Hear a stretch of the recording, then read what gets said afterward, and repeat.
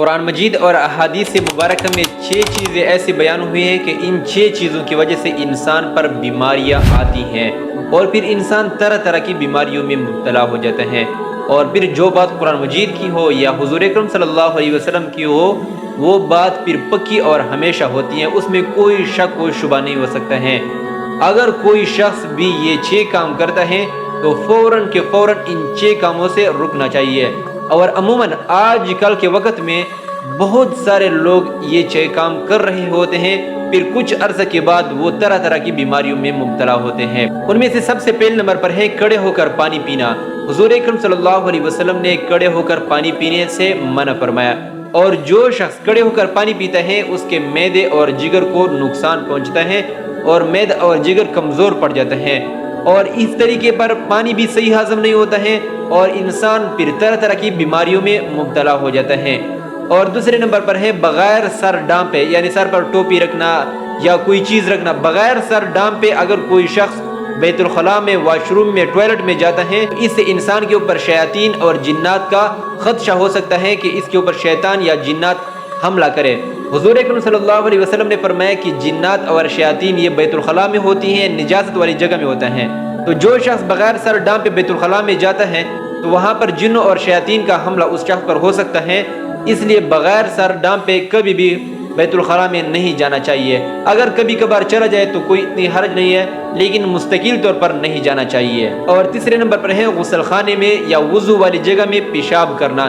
جو شخص غسل خانے میں یا وضو والی جگہ میں پیشاب کرتا ہے تو اس سے انسان کو دماغی بیماریاں لاحق ہوتی ہیں۔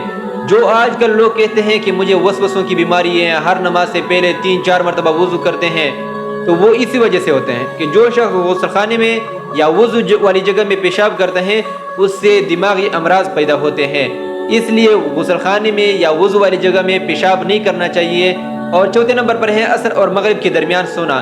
اس سے بھی حضور اکرم صلی اللہ علیہ وسلم نے منع فرمایا ہے اور یہ مکروہ تحریمی وقت ہے۔ انسان کو عصر اور مغرب کے درمیان نہیں سونا چاہیے۔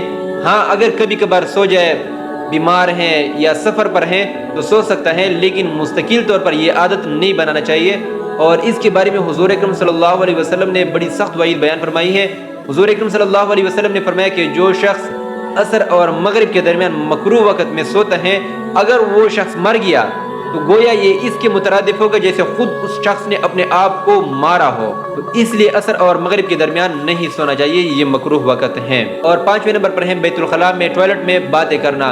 حضور اکرم صلی اللہ علیہ وسلم نے اسے منع فرمایا اور فرمایا کہ بیت الخلاء میں جنات ہوتے ہیں، شیاطین ہوتے ہیں، کہ جب انسان بغیر دعا کے بیت الخلاء میں داخل ہوتا ہے اور وہیں پر احتیاط نہیں کرتا ہے تو شیاطین اور جنات اس پر حملہ آور ہو سکتے ہیں۔ اور 6 نمبر پر ہے ہاتھ دھوئے بغیر کھانا کھانا۔ حضور اکرم صلی اللہ علیہ وسلم نے فرمایا کہ تم ہاتھ دھوئے بغیر کھانا مت کھاؤ۔ معلوم نہیں ہے کہ انسان کے ہاتھوں کو کون کون سے جراثیم لگے ہو اور انسان کے ہاتھ کہاں کہاں پر لگے ہو، غلط نجاست والی جگہ پر لگے ہو، پھر جب انسان کھانا کھاتا ہے وہی جراثیم والے ہاتھ سے کھانا کھاتا ہے، جب ہاتھ دھوئے نہیں ہوتے ہیں تو انسان کو مختلف بیماریاں لاحق ہو سکتی ہیں۔